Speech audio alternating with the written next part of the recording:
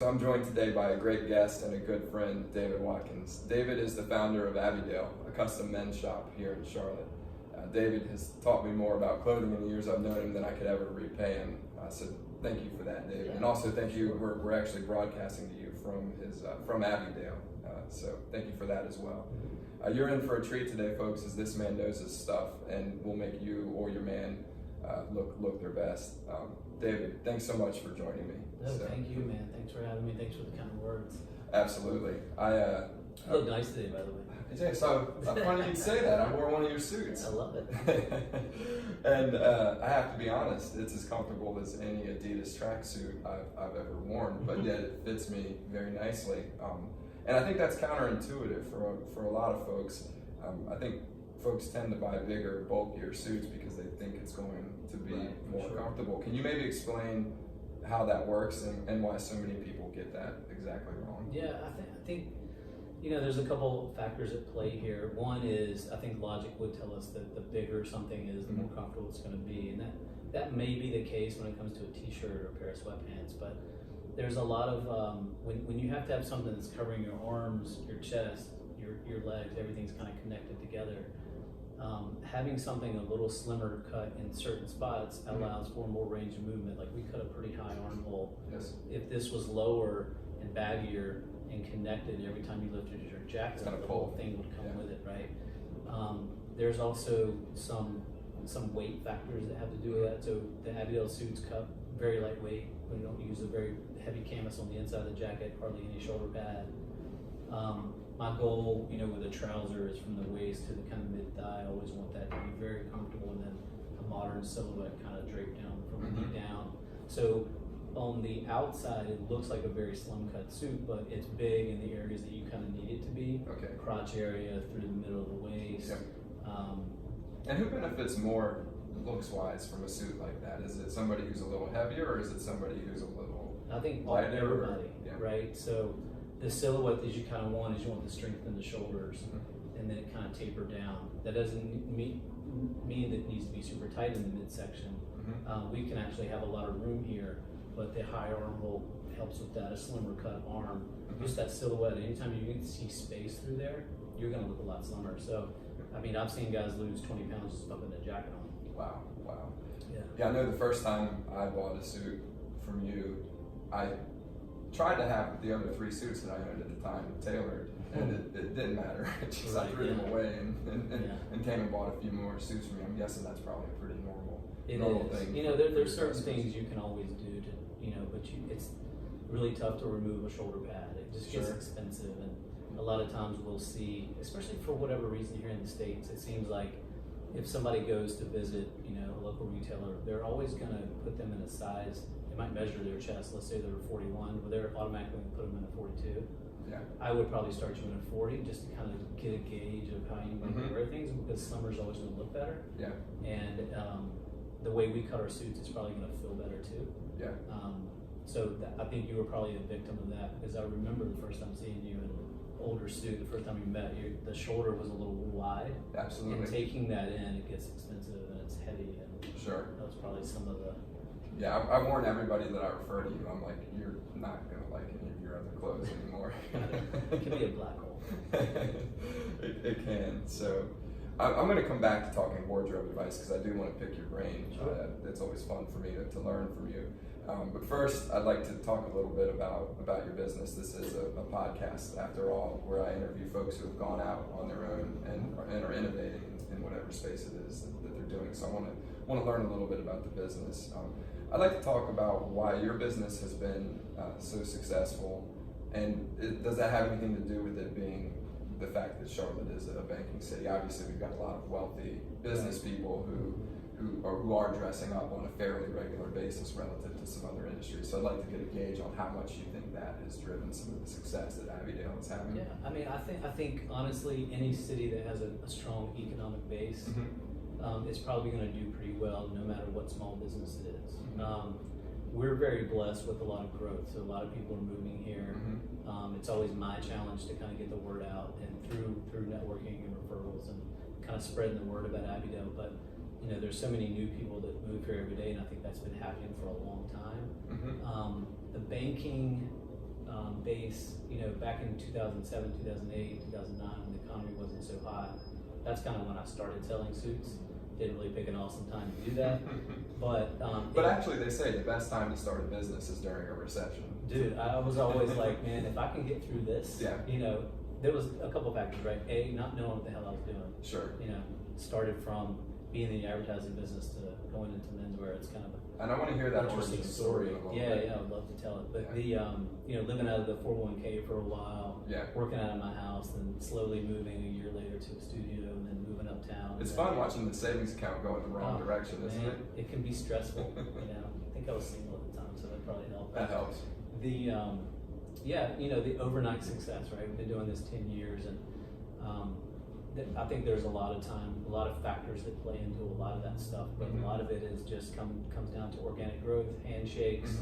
There's not a dollar that we make that I'm not shaking hands with somebody. So scale is always a challenge in this business, but sure. We don't always get it right. We always make it right. It's kind of been my motto. So sure. If I can keep doing that, I think we're treat people well, and they'll keep coming back. Yeah, and just as an example of that, folks, I ordered some gray slacks, and David wrote in the wrong color for the slacks. Yeah, fabric number one off. Probably. Yeah. They came back red. So they came back and they were just a really light gray, and it wasn't the color that I wanted or had in mind. Right. And I told David about it. I'm like, and I figured I would just buy another pair of pants. And he's like, well, you got some free slacks. I'll get you the right ones. Yeah, for sure. But as it turns out, those are my favorite standalone slacks that I bought from you. I actually love the color. It happens for a reason. Yeah, exactly.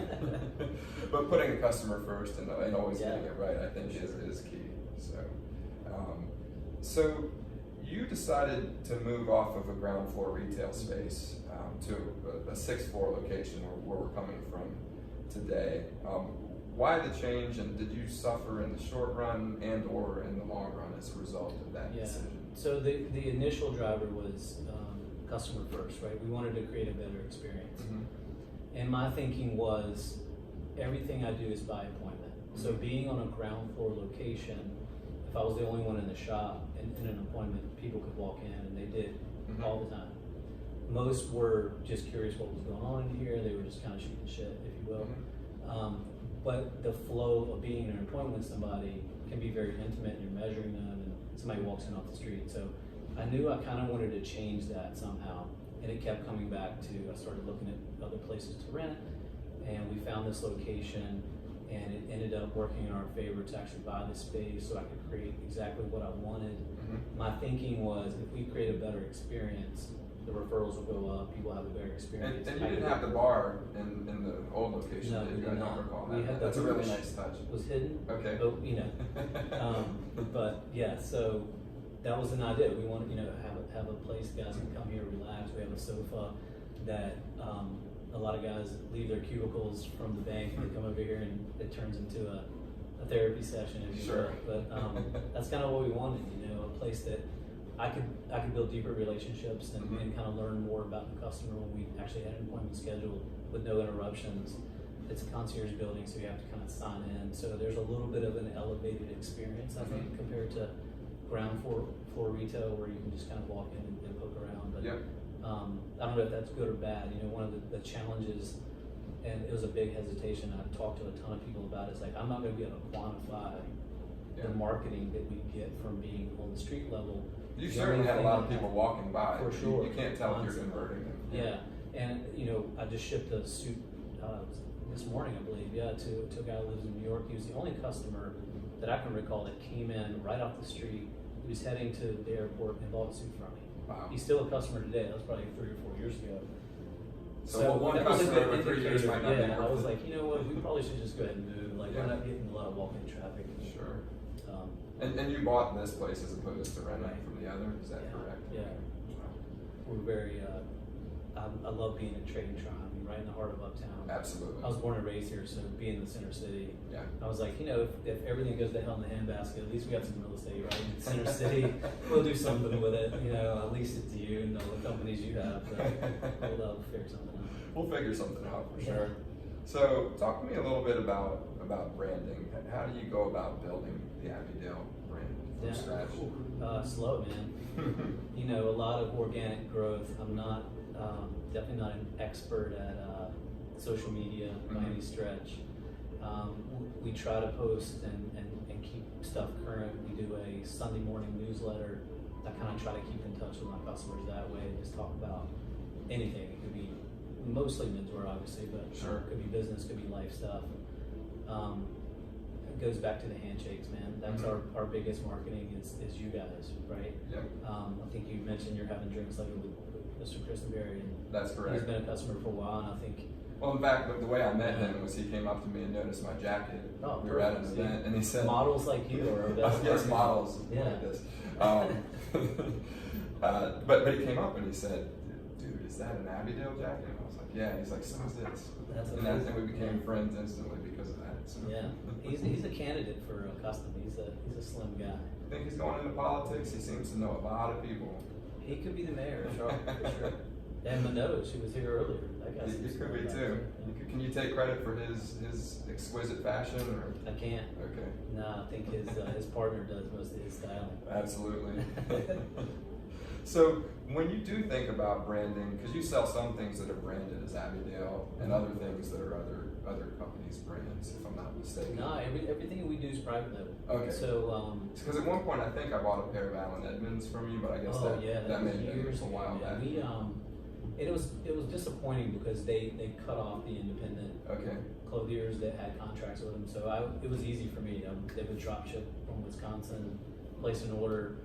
They cut that out unless I wanted to buy a size run. Okay. So these are some of the challenges. Like yours is a business podcast, right? So Sure. being an independent guy, just one person, I didn't need to keep 8 different styles of shoes. And Yeah. a full size run is going to be 10 sizes in each. Yep. I would have turned into a shoe store at that point, right?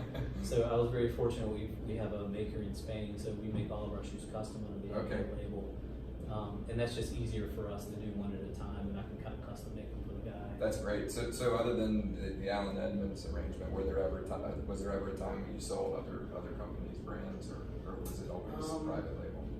It's been predominantly private label. I'm actually trying to think of maybe some cufflinks and things like that over the time, but it's, we're very fortunate in a modern world that we live in. Like my Thai guy, we talk on Google Translate. He's in Como, Italy. My shoemaker's in Spain. We do our production on suiting in China or Italy. So it depends on what we're going with. All of the fabrics we carry are Italian.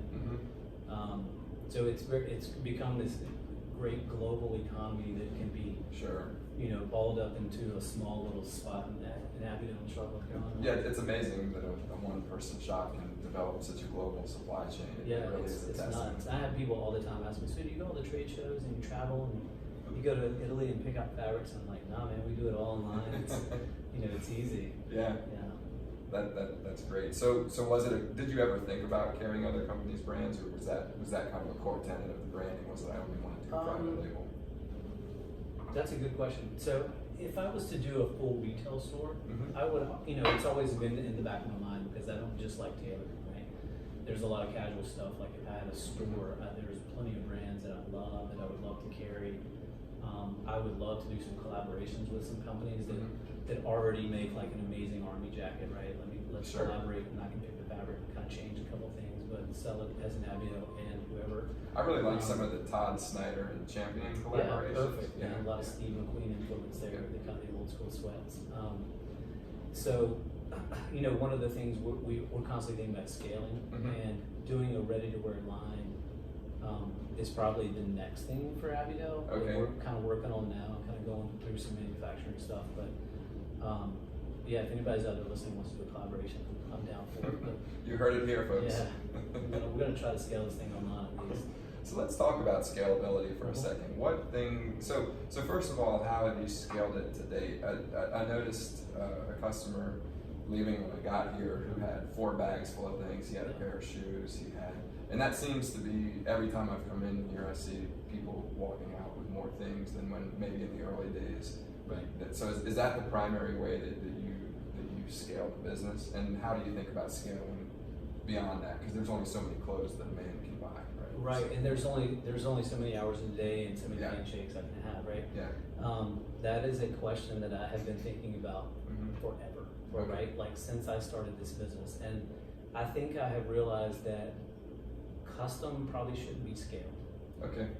And I'm okay with that, right? So the next thing might be let's do a ready-to-wear line that actually can be scaled, right? We could do a size medium T-shirt or whatever and sell it to a guy in Oregon that I don't have to shake his hand. Yes. Under the Abbeydale, and kind of do a design that is in line with what we do, and everything can be worn with tailored goods, and be able to sell that online. Now, how do we scale that? That'll be the next thing. I don't know.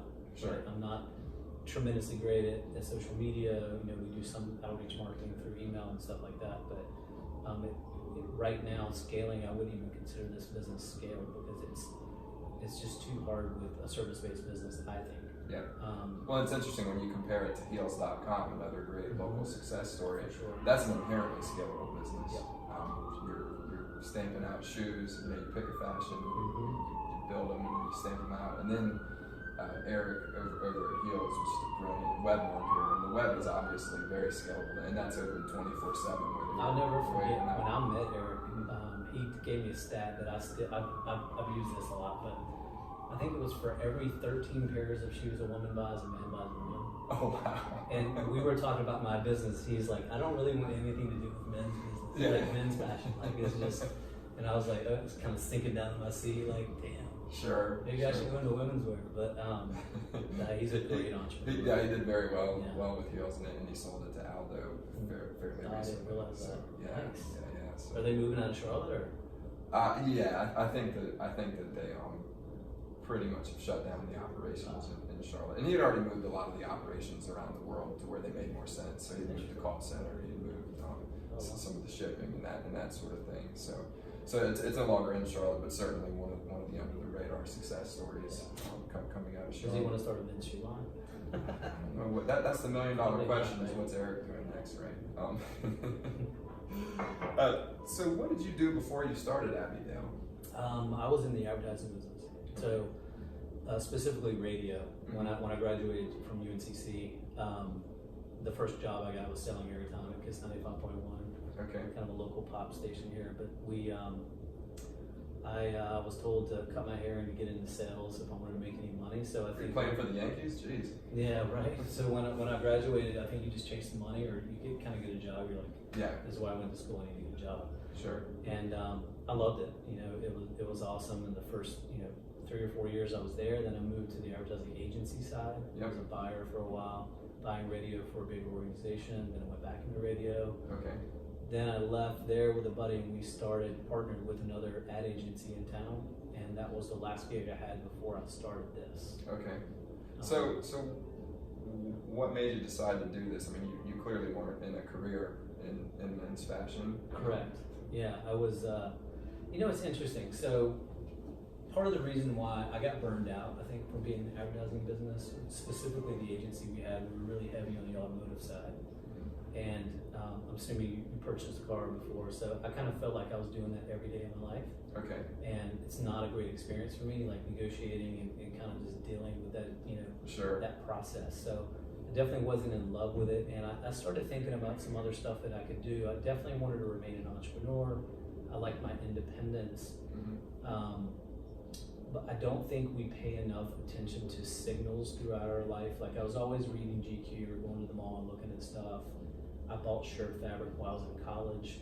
Still have it. Like I don't know what I was going to do with it. I was just into it, right? I was like, man, these are going to be great shirts one day. And we don't pay enough attention to that stuff, I don't think. We just kind of chase the money. I agree. It's staring you in your face. Right? Yeah, absolutely. So I waited 10 years or whatever, however long I was in advertising, and decided to. I got a call from a guy who lived down in Atlanta. It's like, there's a tailoring group out of Columbus, Ohio. Check those guys out. And I signed on with them as an independent contractor. Okay. So I flew up to Columbus on a Thursday, came back on a Saturday. They taught me how to measure, and they gave me some fabric books. Oh wow. I came back that weekend, and Monday morning I started calling everybody I knew, like, hey, let me screw a suit up for you. And I think my dad was my first customer. Like I made him a suit. And I actually think it fit pretty good, but man, there was some train wrecks. Oh, I can only imagine. Everybody's got to get that 10,000 hours in, and I spent the first probably 18 months trying to figure that out. It's when you wish you paid attention to those home ec classes. For sure. Something. I don't know, man. Tailoring's tough, man. There's human bodies aren't perfect, so nailing that stuff, sure, especially early on, can be tricky. And do you think, is that something that people inherently are pretty good at or not, or can that be taught? Because you have a pretty good eye. I remember you'll look at me and say, I need to take a new measurement because you've changed here or there. Or, yeah, and I think some of that comes with experience, right? I think the measuring and the kind of looking at someone's shoulder being off or whatever, I think that stuff can be learned. Some of the style is really tricky. So most tailor shops that you go into, a tailor who's really good at actually sewing is terrible at style. Okay. Like they're just, you probably have visited, laundromats and stuff, and you've seen like they're at a bench all day sewing or whatever. They don't really care. So a lot of the tailoring houses in London or in Italy, they kind of have somebody who's kind of front of house, almost like a restaurant. They greet you and you kind of come in and they do the style stuff and then they hand it off to the tailors. That's kind of how my business is. And depending on who your clothier is, some are going to be really good at style and some, you just kind of got to find who you align with, I guess. Sure, very interesting. Yeah. So in making the switch and starting Abbeydale, do you ever have regrets about the decision? Probably that you waited so long, but maybe. But even at that, I kind of one of those people like, the sales conferences that I went to in Philly or whatever, the training you go through, I think it kind of sets you up because when you're an entrepreneur, especially, I'm wearing every hat. Some of the marketing I still use, running the business, networking, all that kind of stuff. Balancing the books. Exactly. Like we still, I'm doing all of that. So I think over the years you just kind of pick up these things. And where would I have been if I would have come straight out of college into fashion? I mean, I don't know. I could be selling radio now. I could have been a reverse. So I don't look back on it too much, but I do love freedom. Yeah. And I wouldn't give up that for anything. Absolutely. Like not having a boss and calling your own shots, whether they're failures or not. Yeah. Any problem that I have, I'm always like, you signed up for it. This is your problem. Yeah. And I like owning the problem. You know what I mean? Yeah. Rather than putting it on somebody else. For me, it's really. Basil Hayden during the day. We are. This is good whiskey. Thank you for that, by the way. One of mine, what I tell folks who have never been on their own, it's great because you only have yourself to blame, and there's nothing worse than being a middle manager in a successful company, but you don't control your own destiny. That's a fair point. And as an entrepreneur, if you fail, it's only you to blame. There's nobody else making decisions above you. And I'm surrounded by gentlemen that work in the corporate environment, and I'm sometimes jealous of the consistency that they have and all the days that they get off, and they can, spring break happens in Jamaica for 2 weeks, It would be nice some days to show up to work and somebody just tell me what I need to do and I can leave at 5, right? Yeah. Like sometimes you kind of get like, damn, maybe life would be easier if I went that route. Sure. But I think, as you look at it as a whole, it's like, no, it's not for me. Yeah, absolutely. What's been the biggest adjustments since starting on your own, and especially since starting Abbeydale?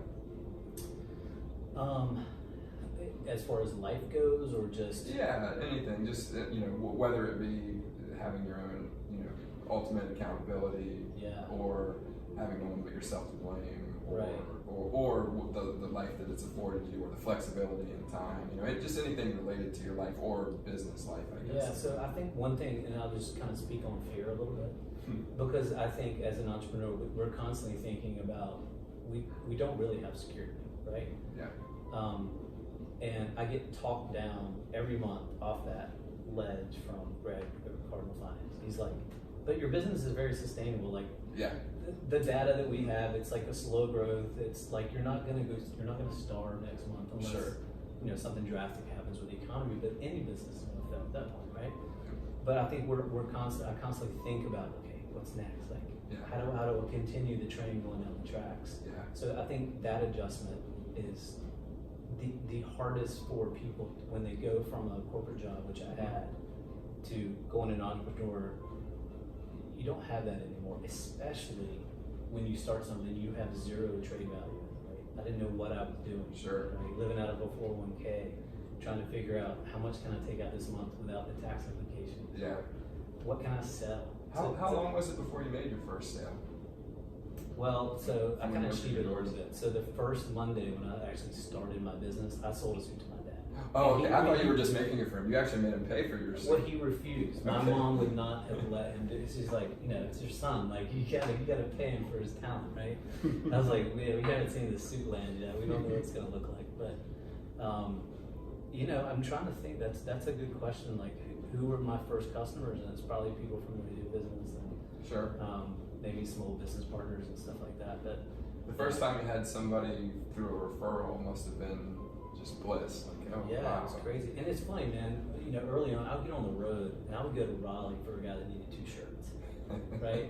I probably spent more in gas and like just the labor getting there. These are all the little stories and the little bricks that you add to kind of build your foundation, right? Absolutely.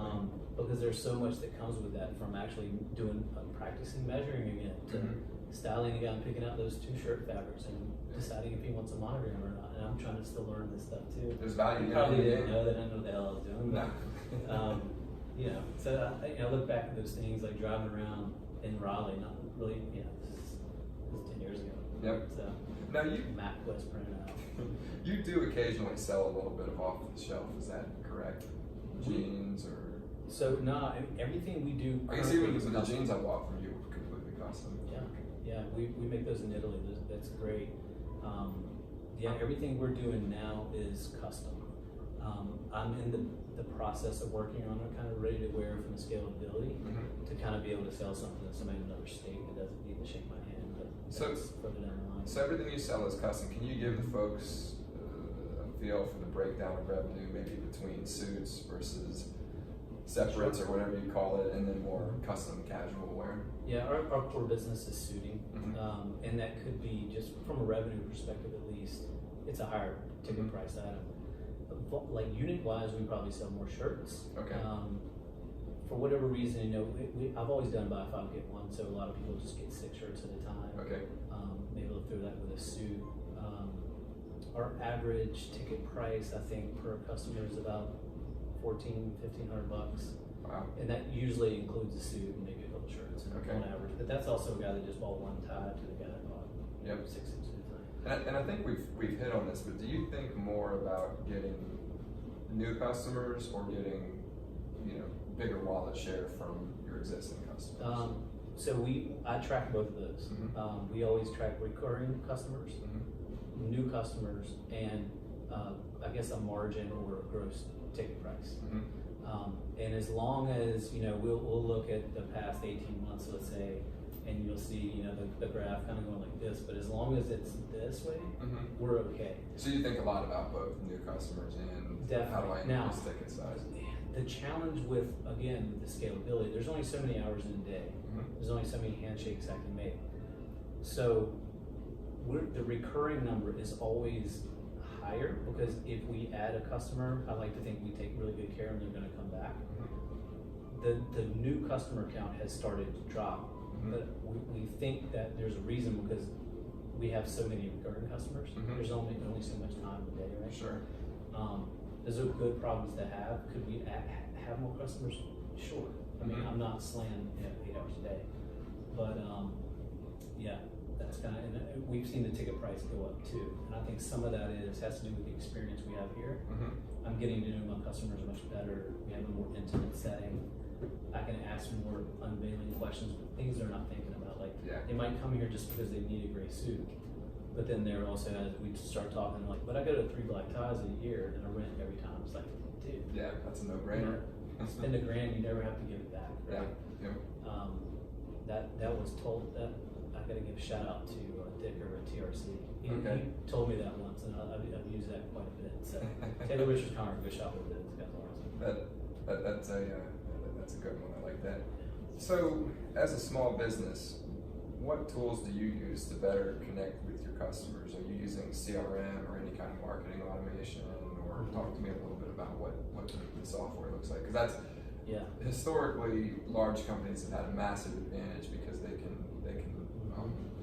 got the resources to deploy better tools. The pricing has come down, but I'm curious if there are tools out there that help a smaller shop like yours.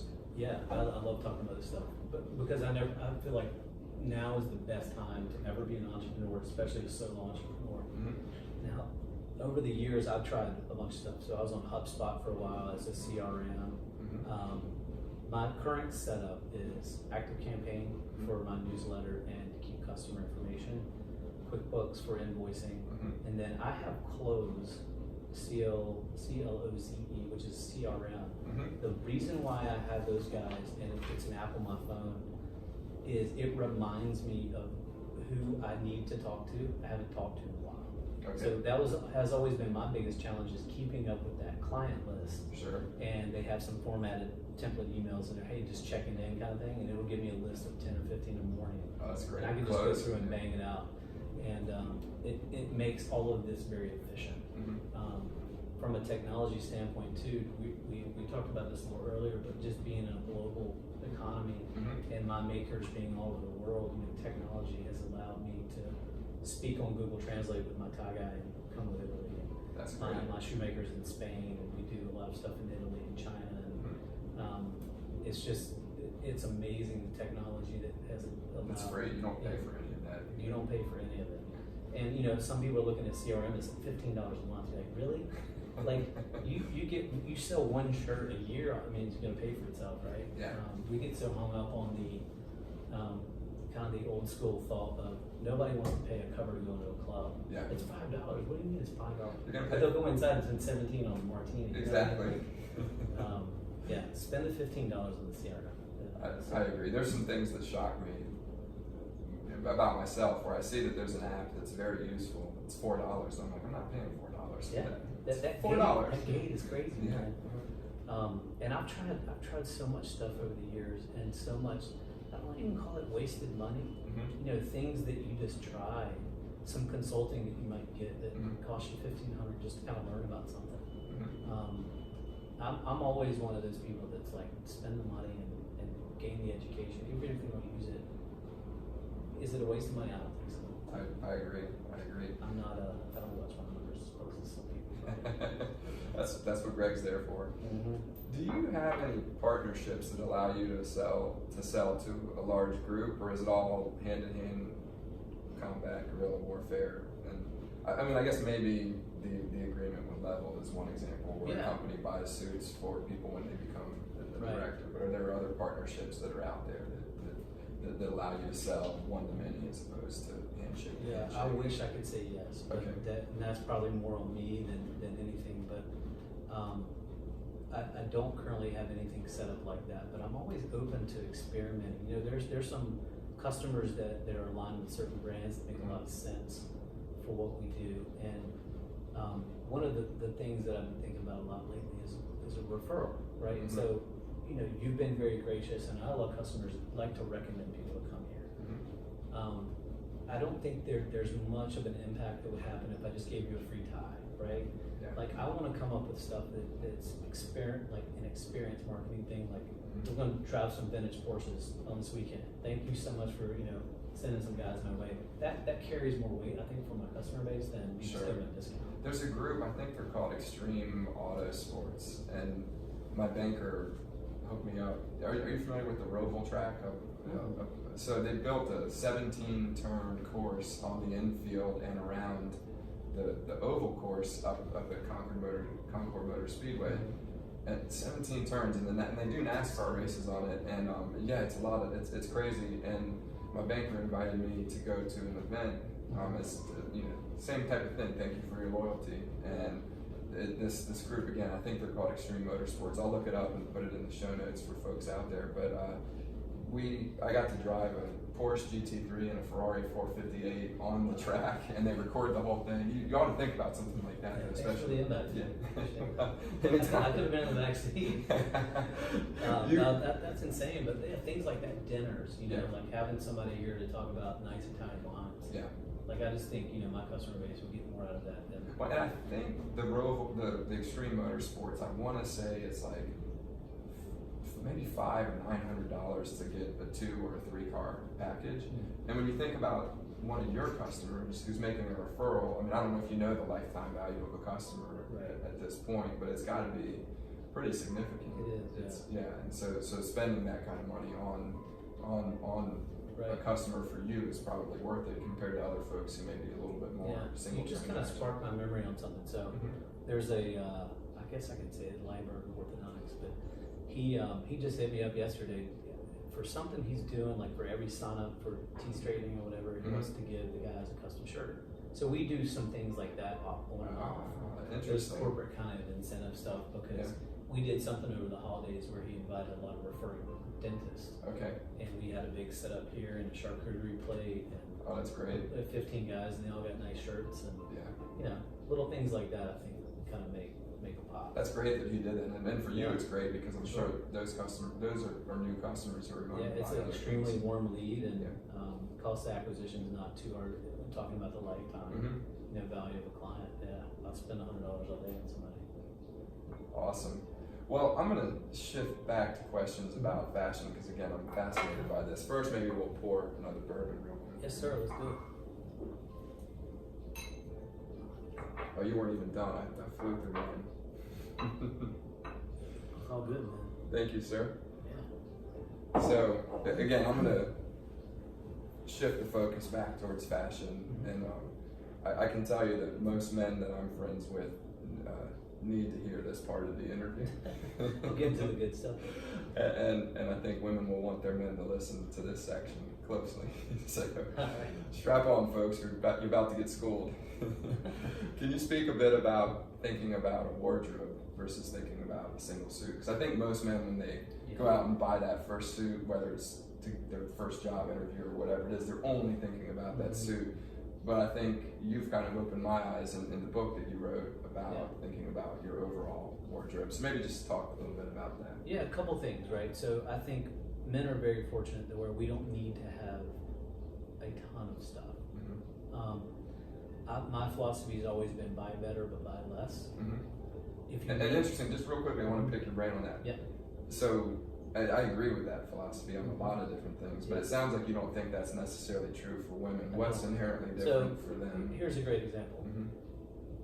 You have several black tie events to go to a year. You get one black, one button peak lapel tux that's going to last you as long as you stay in somewhat decent shape, probably the rest of your life. You can wear that to every event.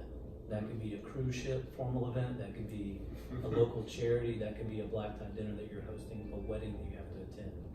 You can wear that across the board. She's probably going to get a dress every event. Because women are going to want to show up with the same dress on, right? A guy can get that one black tuxedo, maybe do a blue jacket at some point to wear with the black pants. Now you're really cheating the system, right?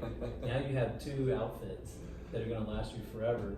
And she's got 30 dresses under her belt over the last couple of years. You know what I mean? Absolutely. And I didn't mean to derail your conversation. So you were talking about when you do think about building a wardrobe, you can keep it simple because you don't need to.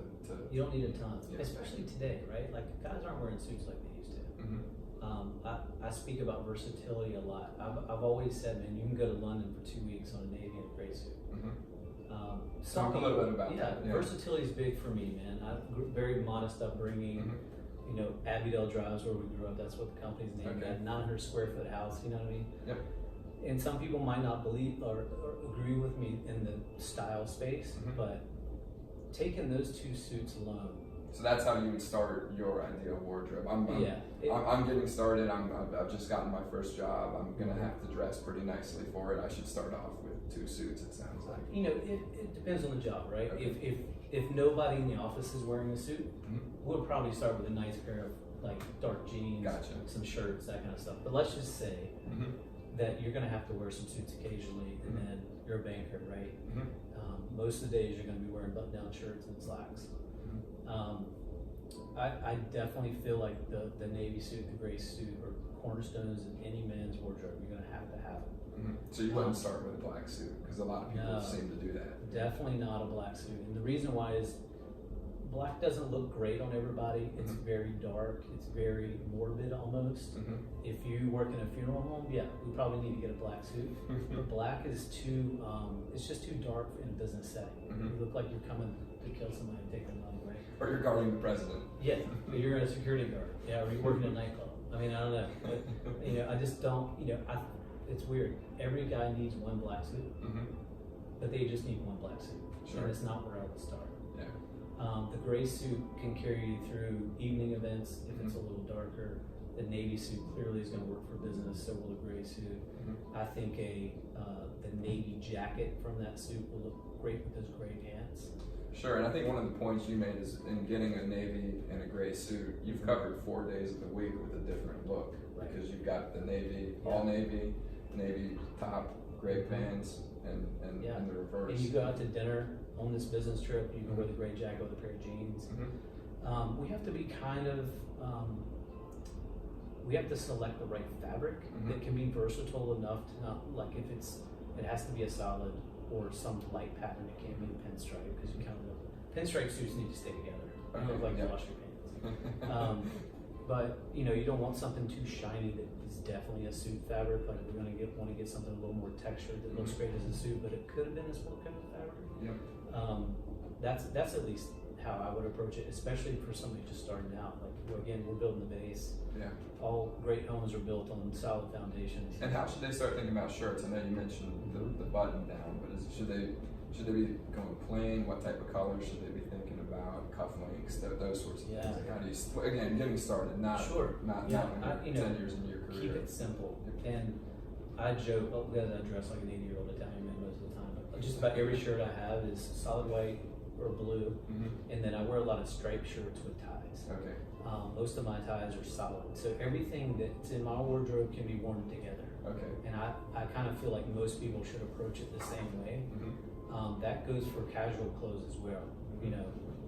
Solid t-shirts, jeans on the weekends, kind of be worn together with chinos or whatever. That's just my philosophy. Has always been everything needs to work together.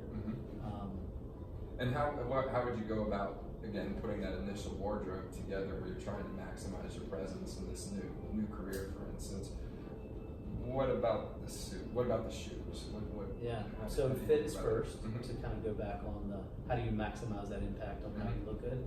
So if a guy has a really well-fitted navy suit, gray suit, maybe a lighter blue suit, none of those fabrics are going to be like so wow that somebody sees it and they're like, man, amazing suit.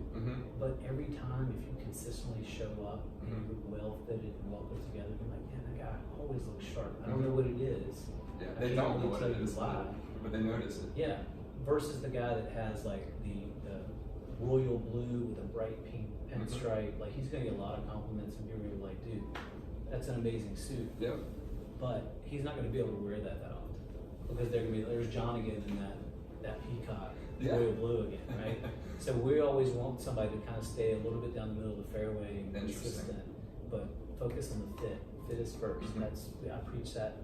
That has to do with jeans, t-shirts, shoes. Absolutely. Shirts, obviously. Now, what about the shoes? Obviously, the fit matters there, but how should they be thinking about the shoes? Are you thinking about? You're probably not thinking black shoes. Then you're thinking. I mean, I love black shoes. Sure. I don't think you can go wrong with black. It depends on the guy. And the corporate environment. If it's a banker, I mean, a navy suit and a black shoe, it just looks amazing. We've seen a big trend going to brown the last couple of years. We're starting to shift back to a little bit darker black. I have a pair of black loafers on the way. We both so black does work with navy. I would have guessed on the gray. I would not have guessed. It works great. And like one of my uniforms, man, is a navy suit, white or light blue shirt, navy solid tie, black shoes. I just, you can't go wrong. It always looks good. Always getting compliments on always. I mean, it's interesting, and there's nothing outlandish about it, but it's the fit. You just got to make sure the fit's good.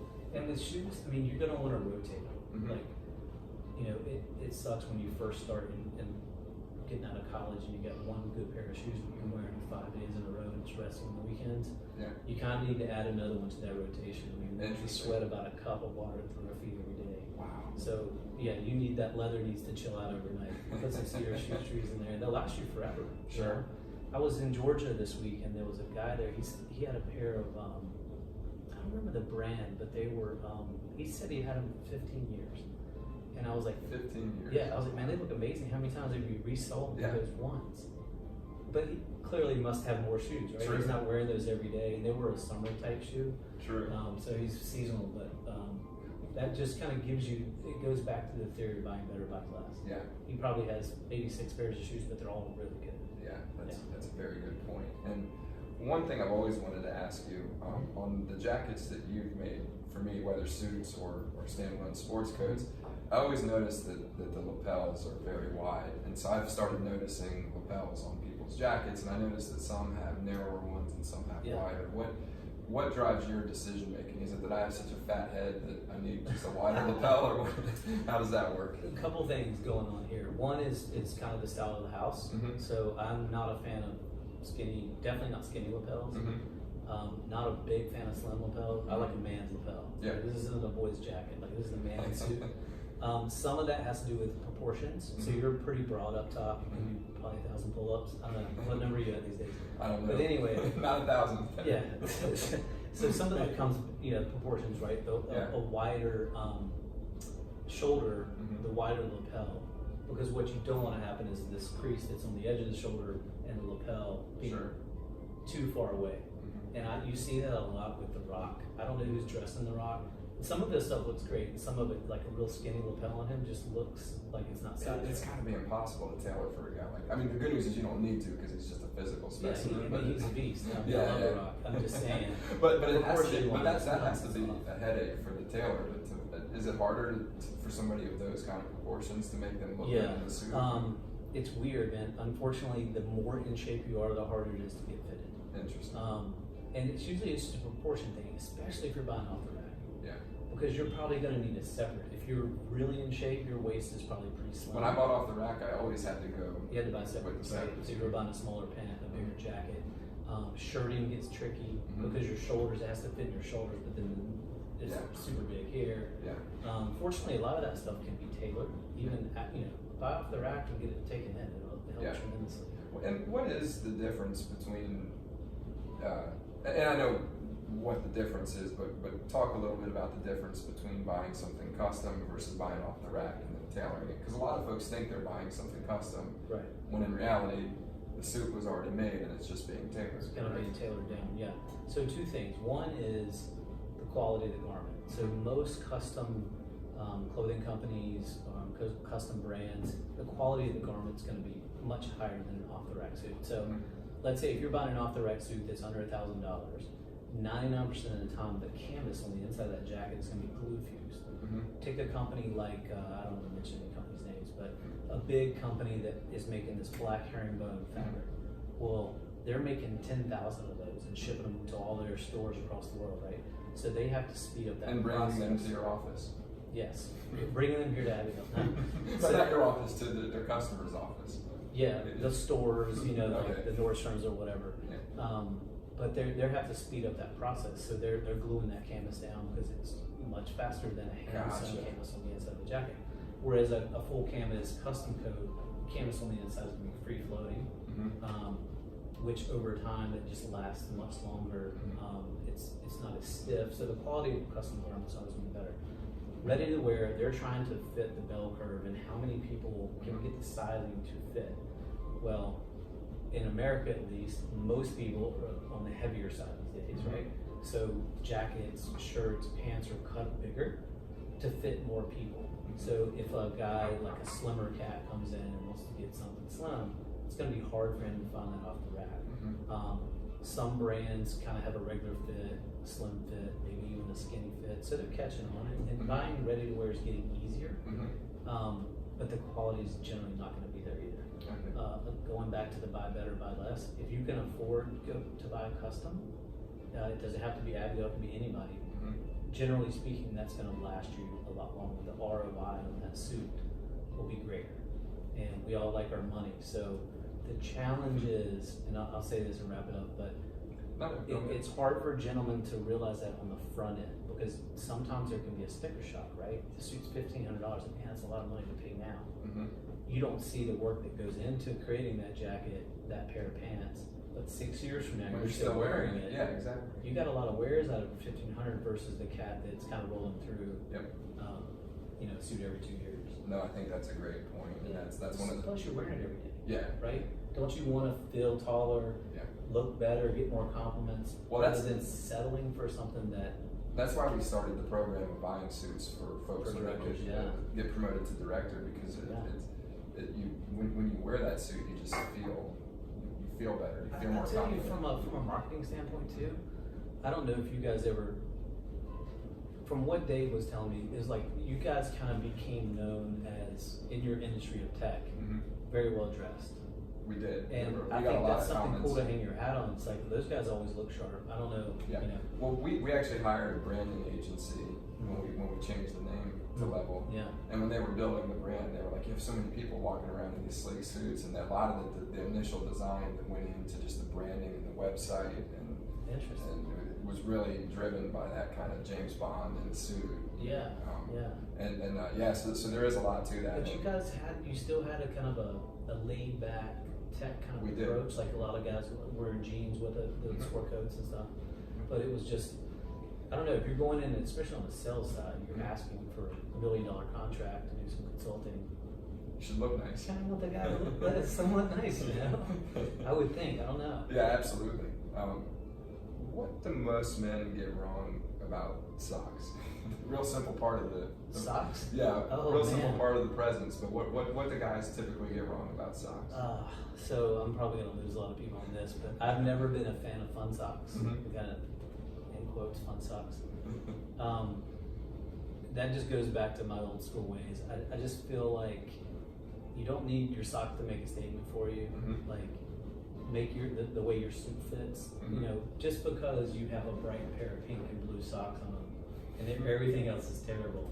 You know, people are gonna say nice socks, and then it kind of starts this thing like every pair of socks they have is like Christmas, holiday, and they got these different colors. It's like Cheap Heat in the WWE, right? Like the heel says F Cleveland when he's in Cleveland, just to get people screaming. Exactly. I think that's what most people get wrong about socks. They just feel like everybody else is doing these fun socks, like I need to have fun socks. I think if you just match your socks to your pants, you know, I think every pair of socks I have is either navy, brown, or maybe black. So if I have blue pants, are gray socks okay, and vice versa? Okay, so those do work. Definitely. Yeah. Interesting. You're never gonna find me not. You can always pair gray and blue together. And that's been one of the things I've learned from working with you is to really invest in those two colors and the white and the blue shirts as well. And I have nice socks. I mean, your feet deserve. Yeah. You know. Yeah. Try and slow down that cup of water coming through. Exactly, man. Yeah. What do men get wrong when buying shirts? Generally speaking, across all clothing is fit. Okay. And I think shirts kind of fall into that category. Okay, so not that they get too crazy with the patterns. Well, that was gonna be my next thing. Okay, gotcha. So, you know, especially if they're not wearing jackets very often, I'm cool with pattern. Yeah. But if your pants are plaid and have a bunch of pattern, so we need to see a consistent element somewhere. So it's either gonna be the shirts that are mostly solids, and your pants are plaid and got some fun colors going on there, or your pants are more solid and you have a little bit more fun with your shirt. Like today, solid navy suit, pop color with the kind of lavender pinkish. You can say pink. I'm comfortable with it. Yeah, with the little pockets for the matches. Like, no, it looks tremendous. Where you get into the problem is if this is a window pane suit, then you got a multicolored plaid shirt on. For me, it gets to be too much. I look at things in threes, right? Suit, shirt, tie. Now, most people aren't wearing ties, so they want to bring some color into their life. What I don't want to happen is, you know, a lot of customers come here and they're like, man, my wife just really wants me to get some more color because everything I have is white and blue. There's a reason why everything you have is white and blue, because it looks fucking amazing. Like, it blue just shirts works. and white, that's all I wear. Like, they look really good. You feel very comfortable in them. Yes, and corporate colors, lavenders, pink work too. But you don't need to make a special, like, I don't need 6 lavender shirts and 6 pink shirts. Just because I need more color in my life. Just have 1 or 2. Have 1 or 2. Make sure the fit across all the shirts is amazing. And nobody's gonna be like, man, it needs more color. They'll be like, damn, look how well this shirt fits. Now, one of the ones I wonder about on shirts is the sleeve roll. Do most people get that right, do you think, or are you real adamant about the way you roll the sleeves up when you don't have a jacket on? I'm not. So, or do you not? I'm not a perfectionist when it comes to anything. And you'll never hear the word perfect in any of my marketing because I don't believe in perfect. The human body's not perfect. the way you roll the sleeve is not ever going to be perfect, probably. I'm definitely not a stickler when I think you kind of got to do what feels best for you. Okay. If you're really working hard and you got to roll the sleeves up to here, do it, man. You know, if you just want to roll them up once because it's hot outside and you're dressing a little more casual today, I'm not going to be one of those like dandies that's like has all these hard fast rolls. Yeah. Because it's just not the way life is. Yeah, I agree. What about untucked shirts with a sports coat? Never. Okay. I'll leave it at that. Like, we just can't do it, man. We can't. I just said I don't have any hard fast rules, but there are some rules that it just does. Like, and you see it a lot in like the going out thing. Like, I'm going to Vegas and I'll wear my going out shirt, which is like usually a crazy pattern or something. A sport coat and it's all untucked and it just man, it's like Entourage, but early seasons. You know what I bought when I won that I actually will dress up in an untucked button-down shirt is I bought a I talk about Todd Snyder Champion. They made a quilted bomber jacket, and it looks nice. It's pretty lightweight, and it's not what I would consider dressy, but it does dress up the look a little bit, and I don't feel like a bum with my shirt hanging out. And I'm only speaking sport coat. Yeah, like absolutely. If it's a tailored jacket, like tuck your shirt in. Yeah. That's just my personal opinion. You know, there's some people that can probably pull it off, but they're very far. It's like the fedora with Frank Sinatra. He looks great in it. Yeah. You know what I mean? Me, you know? Ever in doubt. So I'm going to go back to the scenario where I'm buying my first suit, and I'm going to go through some, just decisions where I'm going to make it be boil it down to something really simple, and I just want you to consider between those two what somebody should think about. Okay. Again, my first suit, gray versus blue. Damn. All right, so you've very creative presence. So I put the navy suit as number one, and mostly because I just like blue. I think it looks great on everybody. Gray, it's amazing. Like, we're splitting hairs here, right? Sure. Both are going to be phenomenal for a first suit. The gray is probably more versatile because you can wear it to a funeral if you needed to. I don't know. I've been to a lot of funerals, not a lot of funerals, but funerals lately. People wearing whatever the hell they want to wear. Yeah. The old rule of a dark suit, like there's guys in polos and. I've seen that as well. I saw a Biggie and Tupac shirt. Well, there you go. But with again, a jacket for me personally, and I don't feel offended when I see people because people dress how they want to. But for me personally, you made me a charcoal lapel, peak lapel suit, and it looks and it's almost black, but it's like it's just there, and that's usually what I would wear. Or a black suit, but by saying that, the gray is probably a little bit more versatile. It also probably plays a little bit better for evening events. And I'm not asking you to say pick one versus the other. This is exactly what I want to see. Is like just talk about how I should think about the two, which is exactly. If it's what more doing. of a business kind of first suit, like you're going to work a lot, I think navy is probably the perfect choice. If you can do it, get both, because again, the versatility, you can wear both and kind of mix and match. I think that would play well. So I didn't really answer your question. I would pick navy. If it was my son, his first suit's gonna be navy. No, and I just wanted to clarify. I'm not asking you to pick one. I'm just saying talk me through the decision. And if you do have one, then by all means say that. But peak versus a notch lapel. I like. That's a tough one. And again, first suit. First suit, notch lapel. Okay. It's a little bit more conservative lapel. It's notch lapel. Okay. And it's funny because I never really noticed peak lapels until you started talking to me about them. How would you describe it to folks who don't know? So it's interesting. There's only really two lapels for suiting. It's going to be a peak or a notch. I have a notch on. John's wearing a peak, so this has a little bit more of a peak kind of sticking out. Traditionally, a peak lapel is a little bit more formal. I kind of like to turn this on its head. So a lot of my suits are peak lapel, but I do patch pockets, which are kind of bucket pockets or more sporting pockets. Just because I'm in custom and I kind of like doing things a little different. Absolutely. But, if I was setting you up, that navy suit would be a notch lapel and the gray would probably be a peak. Yep. Just now, both work for business. There's plenty of guys uptown that in business, sales guys, CEOs, whatever, they're in peak lapel suits. Peak lapel also only for, my personal opinion, for pinstripe. I just love a pinstripe suit with a peak lapel. I just think you gotta stick to the two go together very well. I just what I feel. Absolutely. And I've bought a couple notch lapel jackets from you that have a little thing that I guess is called a storm collar. Storm collar, Can you yeah. talk about what that is? Yeah, so that's just Because you something couldn't do that on the peak lapel. You can't do it on the peak lapel. It's just something we do just to add a little bit more casualness to the jacket, especially if you're wearing it as a sport coat. So basically what that is a little suede tab that kind of sticks out here that it can be detached from underneath here. The idea is if you flip up your collar, you would be able to attach it to this side as a storm collar. So if you're in Chicago and it's super windy, you can kind of seal it. So it's actually functional. It's not just. It is functional. I don't remember the last time I saw somebody actually using it, but it does look better, especially if you're pairing that jacket with a pair of jeans. It just adds a touch of casualness to it. Do you usually leave your own storm collars on, or do you ever take them off when you're dressing up? Most of my jackets, I don't have the storm collars on. The one that I do, I think I took it off and I don't know what I did with it. You lost it. But I love them. I mean, I think it's just something a little bit different too. Sure. Especially ready to wear brands, you're not gonna see that off the rack. So it's kind of nice little. It was kind of a signature for you. It was just something I had never seen anywhere else. And, what about 1 or 2 or even 3 buttons on the jacket? Definitely the most common is 2. That's kind of where I would start most people. The 2-button notch lapel is just a standard, like can't go wrong with it. Definitely don't like a traditional or kind of the old school 3-button.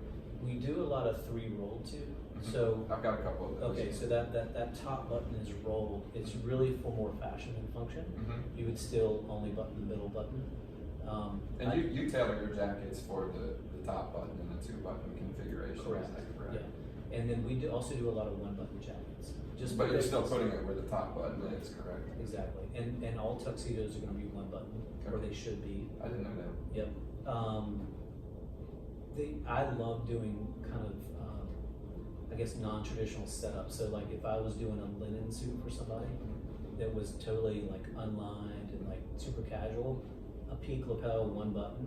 I bought one of those from you. Yeah, you probably didn't really tell me what to do, but I'm like, dude, he's gonna love this. So it's just small things like that you're walking down the street, most people aren't gonna notice. Sure. But it's a small detail that makes a big impact because 1, you can tell that was made for you. Yeah. You're not really seeing a lot of 100% linen jackets that are peak lapel with 1 button and probably have patch pockets. Yeah. You know, it's just almost like a middle finger to the establishment in a way. Yeah, I love but that. It's very tailored and like he looks like he's got shit together. Yeah, absolutely. What about side versus rear vents? Or are they called something else? I don't know. Side vent, yeah. So a side vent jacket would have the flaps and the kind of the vents on the side. I mean, 99.5% of the jackets I've ever made have been side vent. They're more comfortable. They look better on most people. We do some non-vented tuxedo jackets. I've seen a couple of those, and it always looks weird. Not it on depends tuxedos. on the guy, right? Like, they look kind of cool back in the 30s and 40s when the shoulders got a little wide and very dipped waist, and it was very slim with a bigger, like baggier pant that had pleats. It's just like something you might see in a Gatsby kind of ad thing, but or in Boardwalk Empire. Yeah, exactly. Yeah, I love that show. But not doing a lot of non-vent. Okay. A single vent, it's been ages. Here's a really interesting one. To me at least, belt loops versus side adjusters versus suspenders. So definitely no suspenders with belt loops.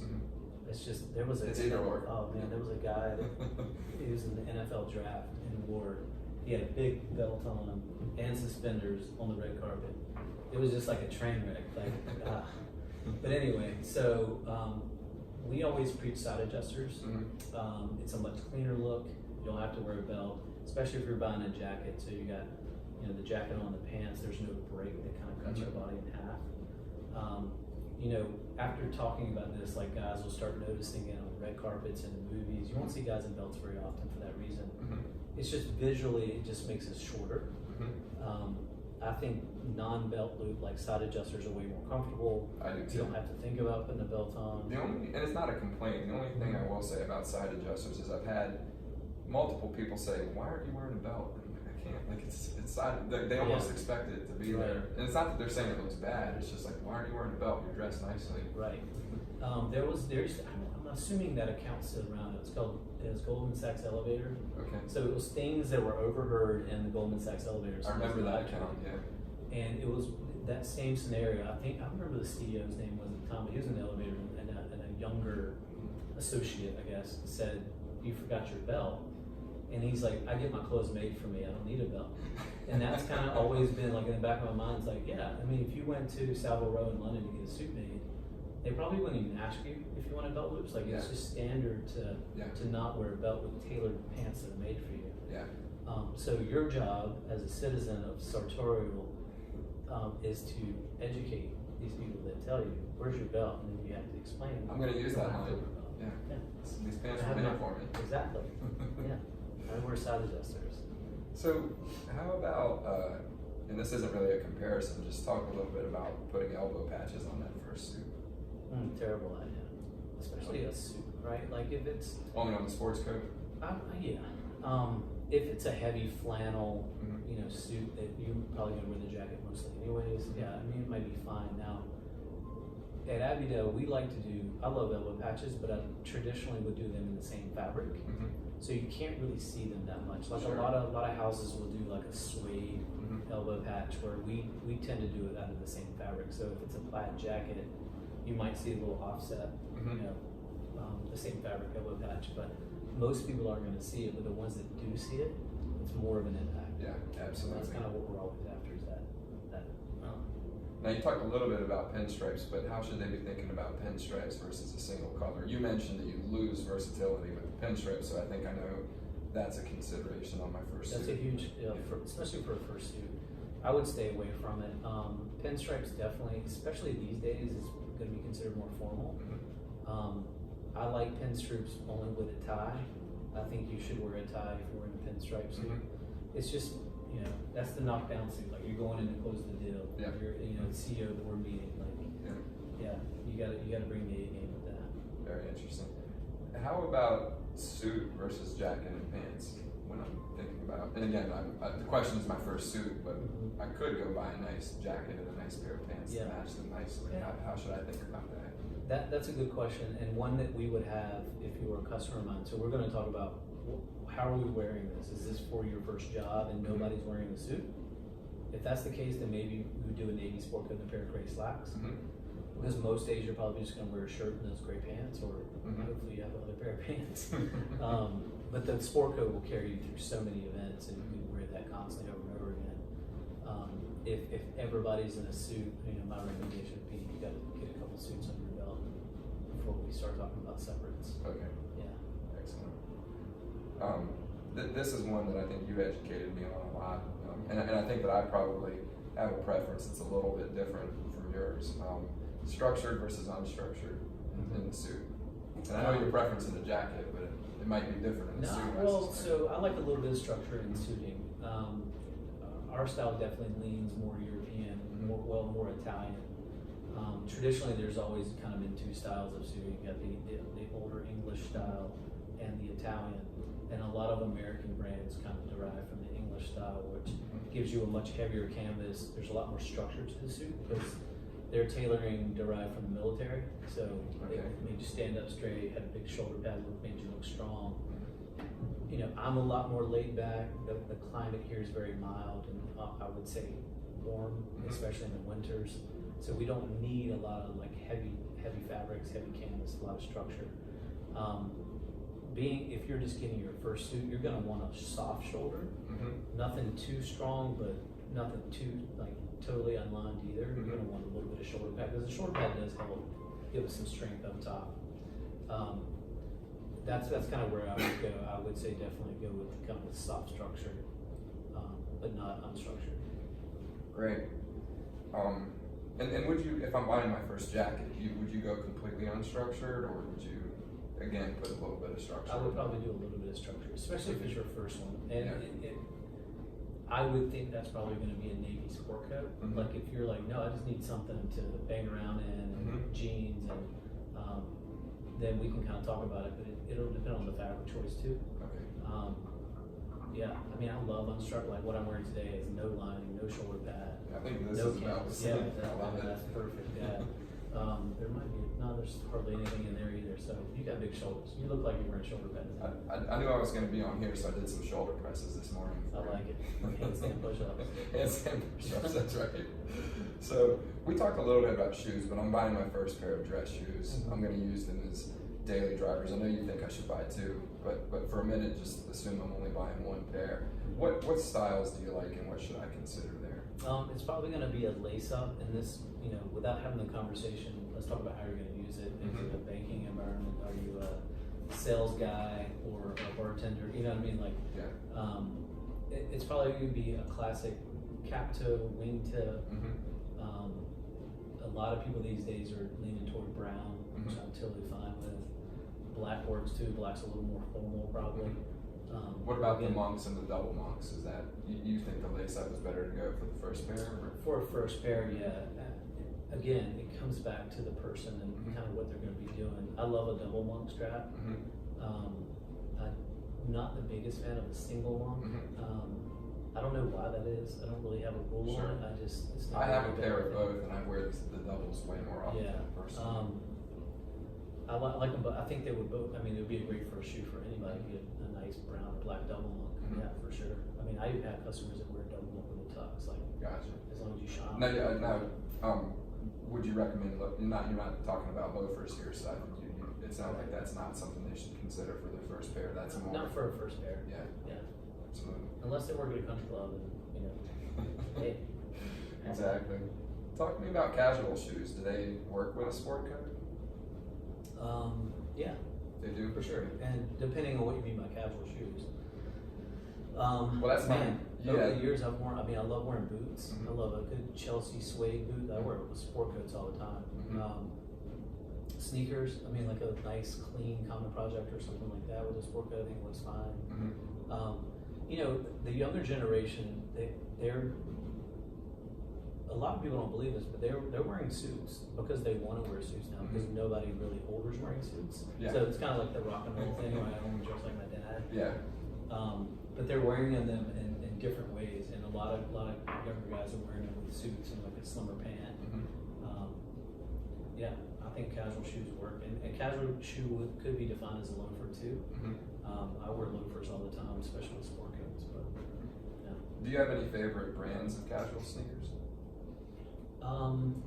So my favorite brand is Superga. I've got 4 or 5 pairs. Yeah, I love them too. it's kind of like, I don't know if many people listening are going to know, but it's like the Italian Vans, if you will. I have a bunch of different colors in that, and I think they look good with tailored goods just as much as jeans. If you got a little bit more money to spend, a really clean common project, those come in a bunch of different cool colors. Maybe start with a white. Yeah, outside of those two, I mean, especially as far as sneakers go, I'll probably land there. And is there any one style? I guess is it probably that? What would you call the Van/Superga look? Is that an Italian style of sneaker, or what is that? The Superga is. I mean, I know it's an Italian brand, but is that an Italian style? That look with the thick rubber bottom. So it's interesting when you say it. Like they both have pretty like a Vans and a Superga. They look totally different. Yeah. But they do have kind of a thicker white sole. Even a common project kind of has a thicker base. Well, I don't know how you pronounce it, Mgami. I bought a pair of theirs, and they look just like Supergas, just with a little bit nicer material. I bought a pair of Greats brand, same look, different materials. But so I wondered, is that an Italian style, or what would you call that? I don't know, man. A lot of those are made in Italy, Spain. Yeah. Interesting. It's just whatever the designer was thinking that day. I'm not sure who came up with it, but once you settle on something that's nice, everybody's going to copy it, I suppose. Yeah, that's true. Yeah. Let's talk sunglasses. What should men think about when they're buying sunglasses? Function. So there's always a fine line between function and faction. One thing that I don't like is, a guy that's going to play a round of golf is wearing a different sunglass for that than he is going to be when he goes to work in a suit. But a lot of people kind of mix those two together. So nothing's worse than seeing a guy in a nice tailored suit with a pair of like sports sunglasses on. Please, yeah. Yeah, I mean, I didn't want to say the brand name, but I know what you're getting at. So I kind of like stuff that's versatile. Okay. There's a lot of brands, you know, the classic Ray-Ban like Wayfarer kind of style. You turned me on to Persils, which has a very personal look. Yeah. They look like a pair of Ray-Bans, but they're really nice. Yeah, they're well made too. Yeah. That's a great sunglass. I like versatility, so anything that I can wear with tailored goods, because it's just my lifestyle. Like I'm in sport coats a lot, suits, but then on the weekends, like I want to be able to wear them as well. And let's be honest, man, it's not like I'm an extreme athlete needing to protect my sun. Like I'm not a skier, you know what I'm saying? Like most of the glasses that I'm going to wear, I could probably play a round of golf in them too, because I think you can wear a nice pair of sunglasses on the golf course. Absolutely. But you can't wear like a plastic, bright white with orange, you know, with a tail. Like it's terrible, you know. Yeah. I don't know if your question's coming up, but I got to chime in on this. Is the backpacks? I didn't have that, but I want, and as a derivative of that, the bag with over the shoulder, crushing the shoulder, man. Yeah. It's something that I'm on a mission to kind of continuously talk about this, because I work. And you're not going to offend me. I don't do either when I'm wearing a jacket. I know, but I've had some serious conversations about, you know, guys like, but you don't understand how much stuff I have to carry around. Yeah. I get it. Yeah. Like, make the sacrifice. Don't wear a book bag to work. Like, you look like you left econ class. Buy a briefcase and deal with the compliments, right? I see so many guys in suits with backpacks on.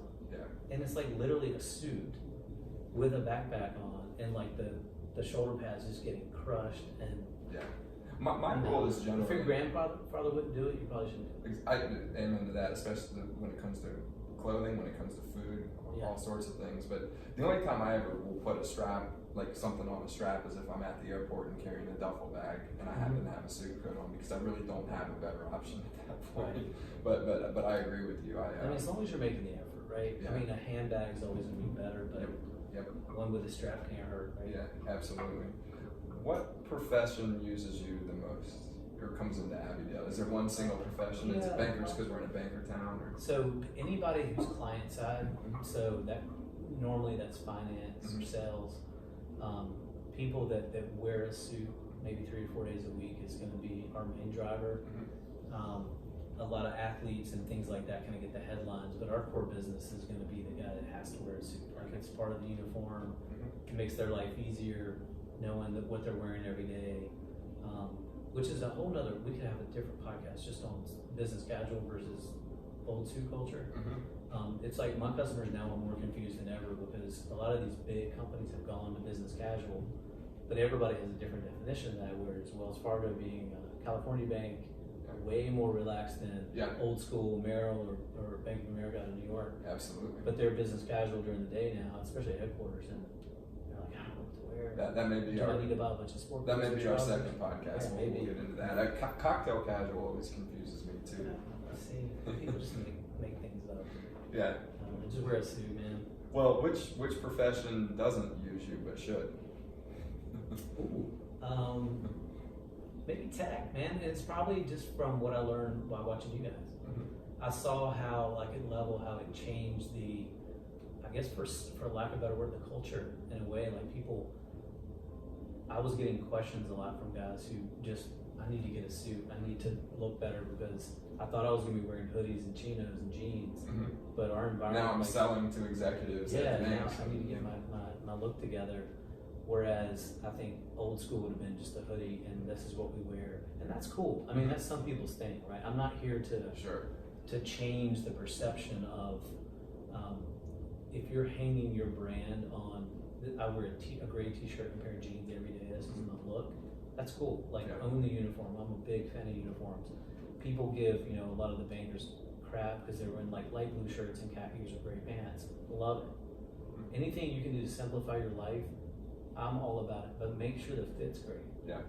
It's when you start wearing that with a book bag and some weird looking shoes. There's a t-shirt down your knee. Yeah. I mean, we want to be consistently dressed throughout everything, not just suits. Yep. I've heard you talk a lot about tech fabric. What does that mean to you? Tech fabric is generally has some synthetic components to it. Is Lululemon the best example, you think? That's a great example, yeah. I mean, Nike Dry Fit is probably the most known. But we're seeing, especially in tailored goods, like we're starting to do a lot of jackets and things like that. Like the raincoat you're picking up today is a Loro Piana kind of treated wool. It's a wool fabric, but it's been treated. I would call that kind of a tech fabric because modern technology has kind of adjusted the way that it acts. We're starting to see it a lot more, and it's gotten a lot better. The old like wrinkle-free shirting that used to happen, like Brooks Brothers had them for a long time, but the process, they would make the shirt and then they would spray the shirt with like this formaldehyde kind of, it was That's terrible. good for you. Yeah, and then they would bake it in, right? So they put them through an oven and it would be like wrinkle free. And it would last for, I don't know, 15 washes and then that would start. But now they're starting to weave the cotton with the synthetic fabric. I used to work with some guys that called those shiny shirts. Like when, yeah. Oh, you got your shiny shirt on. Exactly, yeah. And do you really want to be known as the guy in the shiny shirt? Yeah, no. But I get asked, I have a lot of customers that travel and wrinkle resistance is a big thing. It makes their life easier, and thank God that those fabrics have gotten a lot better, because for years I wouldn't sell them because it's like, dude. Yeah. So you don't mean that it's fabric that tech people wear. You mean it's technology. It's there's technology behind the kind of fabric. adjusted the way they operate. Very interesting. What is the part of fashion that men most neglect? Like, what's the biggest thing that they just don't pay attention to? Fit. That's it. Yeah, and it's at the end of the day, it's fine, right? I can only sell through care level. So if you don't care, and trust me, I know plenty of people that have tons of money. They don't really care how they dress. Well, let's talk about that for a second. Let's talk about our president. Tons of money. Those suits are Briones, is that correct? From what I've heard, yeah. And that's a $7,000-8,000 suit. And what's wrong? What are the mistakes that he's making? His fit's just way off. And the tie. He hangs his hat on a long tie. I don't know why he does it. At some point, maybe that's part of his brand, right? Because we could say there's a lot wrong with the way he does his hair. But it kind of fits into the persona. And the big baggy pants. Yeah. That's really a style. My assumption is you're not going to see our president in a Brioni hat. Because being a traditional Italian, Roman suit, like a lot more structured than maybe something you get in Southern Italy. They'd rather have David Beckham as the brand ambassador. Yeah, they're probably not going to be promoting that Petite's wearing that. You know what I'm saying? That's funny. Yeah. Well, let's talk denim. What is the key to denim strategy in your mind? What are maybe the keys? There's probably 3 or 4 things that I've learned from you about how to wear denim. Dude, again, buy better, buy less. I don't think you need a lot of different pairs of jeans unless you wear them every day. But you got to get some that fit well. Everybody wants to see you in well-fitting stuff, and for so many years we went through the trend of the bootcut jeans and the adorned jeans that might have like jewels on the back of them, and all these fake washes, pre-washed stuff. Our philosophy is get the best quality denim you can buy, which is selvage. Let the folks know what selvage is, because that's selvage is just it's a general term for the best denim that you can buy from the loom that they're making it on. They use the best pieces from that loom. So does it come from self-edging nature? Right. The loom? Yeah. So you'll see a lot of selvage denim that'll have kind of a ribbon on the side of the seam. It's kind of a hallmark, if you will. A lot of people that buy selvage tend to roll them up 1 or 2 times just to show it off. Okay. It's kind of like a functional buttonhole on a suit. Some people leave those undone just kind of as a hat tip to the quality and tradition of the process. But our philosophy is make sure they fit really well, so that's why we make them custom. Use the best quality denim you can get, and then as far as colors go, the darker is going to be the more formal. I lean toward, especially a customer getting a first pair, to go a little on the darker side. Would you go full raw or? It depends on the customer. So in my business, I work with a lot of really big guys and really small guys. Some of our selvage now has some stretch in it, which is probably going to be more functional for a really big dude, without losing any of the fashion. So it's still going to look like a raw denim. It's still selvage. It just has some 3% stretch or whatever. So it kind of depends on the guy. I love raw denim personally. I like the way it ages. I kind of like the idea that it sucks when you first get them because they're stiff. It is you got to break them in. Like I bought a pair of raw denim from you, and I remember the first couple times. You're like, nope. Well, I'll wear it, but if I'm flying, no way I'll wear it. Yeah. Right? Like I'm not sitting in Those are things you think 6-hour about. flight. Yeah. I remember the first pair I ever bought. But once they break in, they're the most comfortable jeans. Exactly. They become yours, man. It turns into a piece of art. Like it's wearing in the right spots. Mm-hmm. You can tell exactly where every crease is. It's yours. But the first time I went and got a pair, it's been some time ago. It was in Raleigh, at Raleigh Denim. And I tried on a pair, and there was I could barely get a button. He was like, "That's what we want, man." Yeah. I was like, "No, man." I came out. I was like, "No, I need to go upsize." You guys, I'm telling you, they're gonna stretch. You're gonna break them in, and you'll be fine. I was like, "Nope." And damn, if I went 3 months later at the tailor, getting taken in. I went up a size, and I didn't listen to the expert, but it's hard to sell that on the front end to guys. Well, we're so used to comfort. It's funny. I've got probably 3 or 4 pairs of raw denim, and none of them are custom except for the ones that you made for me. And yours are the only ones that after they broke in, I don't have to wear a belt. Like, oh, interesting. Yeah. And you had me in a waist that my legs wouldn't fit into in a pair of 3x1s. You know? Oh yeah. And so it's really interesting. I feel like I'm never gonna buy off the rack jeans again. Remember that we can take those in. Yeah. So I'm always a fan of saving, if you can save it, because those probably still look really good. Oh, they look excellent. Yeah, not to talk about John's personal tailoring, but I just want to let you guys know I'm here to. I'm planning to gain some weight here shortly, so maybe we'll wait. Okay. Stress is taking over. This podcast, man. Yeah. So what is there a difference between tailored and bespoke? Yeah. I mean, so everybody probably has a different definition. Bespoke, typically, I mean, the word kind of comes from spoken for. So back in the day, this is a long time ago, when you might go into a tailoring shop, they would have bolts of fabric. And it wasn't limitless like today's marketplace is. They walk into a Belk with. Yeah, I mean, and you could go to any country and probably buy somewhere, right? Well, back in the day, you had to take a train there, you're walking into town and go get you a suit made. Well, the tailor probably only had so much. So you would literally put your name on a bolt of fabric, like that's my spoken for. So that's kind of where that word comes from now. Okay, very interesting. Over the years, that has taken on different definitions. There are some people who do custom clothing like what I do, and they call it bespoke. I don't call that bespoke, I call it made to measure. It's definitely a full custom process. Bespoke to me has always meant the same shop that you walk into, that you're buying the suit from, they're cutting it in the back. Interesting. So that's kind of how I've always perceived it now. The process with that takes a lot longer. You're typically finding these in Italy and Salvo Road, some shops in New York, but you literally go in there, design your suit, pick the fabric up, they measure you. You do have to go back in a couple of weeks for another fitting, where the suit's kind of half made, but not really. It's just usually the chest piece, maybe one arm. You go back and then you have to go back again. And it could be 3 or 4 fittings to finalize that process. Okay. The challenge is there's a lot of customers in the United States that use a tailor in London. They're having to fly back 3 or 4 times, or they just go. It could take a year to get a suit made. Wow. That's a true bespoke process. Okay. That suit has been tinkered with until the final product. Pray to God you're still in the same shape you were when you first got measured over time. Whereas our process is full custom or tailored, but it doesn't take as long. We use kind of a trial garment here to see how the jacket sits on your shoulders, try some pants on, kind of get an idea.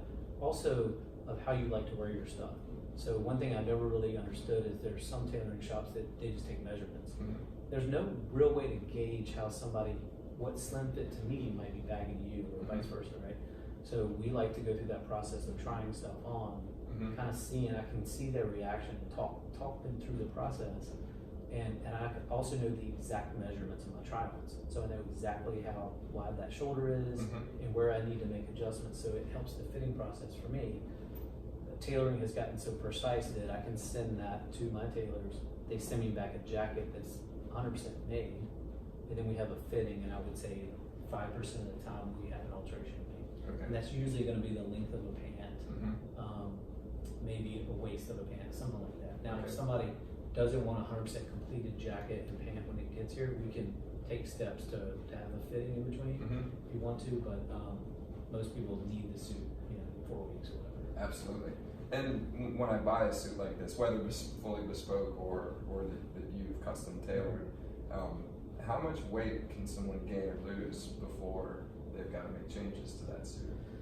Good question. I would say if you know you need to lose over 20 pounds, I would wait to get measured. If you unfortunately have the suit now and you've gained 20 pounds, there's probably at least 3 inches in the waist and in the jacket midsection to let out. Okay. So 3 inches is a lot. Like you had to gain a lot of weight to kind of cover Well, in that. your waist, that's going from 33 to 36, right? That's a big difference. Now the challenge is the shoulders. So we all don't just gain weight in the midsection. It's the easiest spot to gain weight, right? But if the shoulders, like if you start working out a lot and you're just crushing protein and eating a ton and you're like trying to add bulk, if the shoulders get big, that's something that can't really be let out. It can be, but it gets so expensive. Sure. You're almost better off buying a better fitting jacket because again, we always want to look the best we can. Yeah. So I'm thinking a lot of people that I know that are thinking about getting a custom suit made ask that question. That's our number one probably objection. So we have a lot of people that come in here and they're getting married, right? Yeah.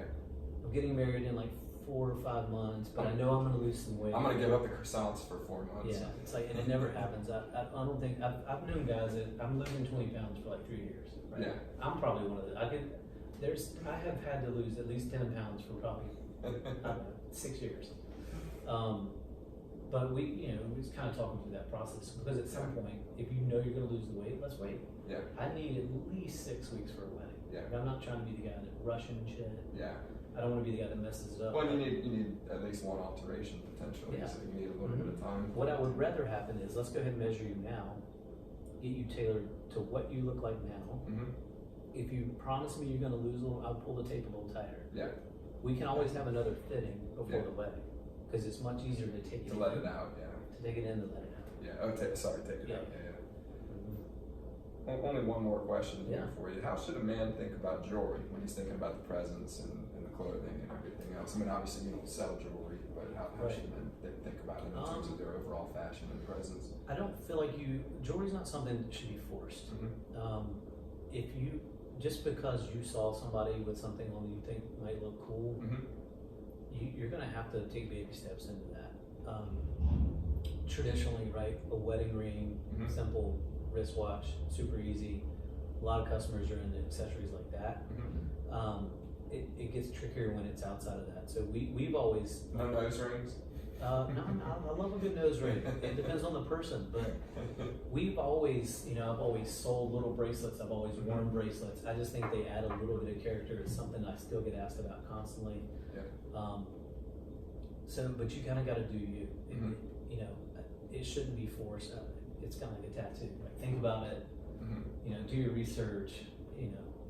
Make sure your significant other likes it before you go out and spend $1,000 on a skull ring or something. You know what I'm saying? Like always the most important consideration. Yeah, but there's a good chance you probably don't need a tie bar. And that's an accessory, but the tie bar, man. Yeah, not the biggest fan.